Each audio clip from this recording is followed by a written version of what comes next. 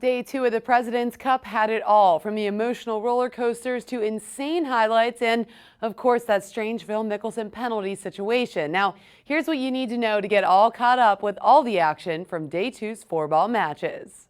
We'll start with Phil. On the 7th hole, he informed an official that he had switched his ball mid-round to a different model, which is a violation in this format. From there, Mickelson was told he was disqualified from that hole, and then teammate Zach Johnson went on to lose the hole to Adam Scott and Jason Day. With that lost hole, plus the deduction of one hole from the status of the match, aka the penalty, all of a sudden it was a two-shot swing in favor of Day and Scott. Now, for some players, or most players, the entire situation could have been a distraction, but for Phil, it didn't faze him one bit. On the 11th hole, Mickelson made this long putt to get one shot back, and then on the very next hole did this from the fairway bunker 136 yards out. Oh no, yes indeed. File that under Phil being Phil.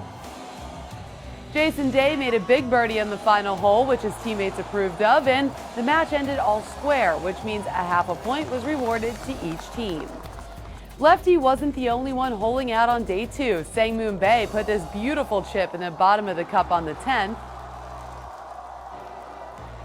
and then sealed the deal on the 18th with this putt as he and Danny Lee took down Ricky Fowler and Jimmy Walker 1-up.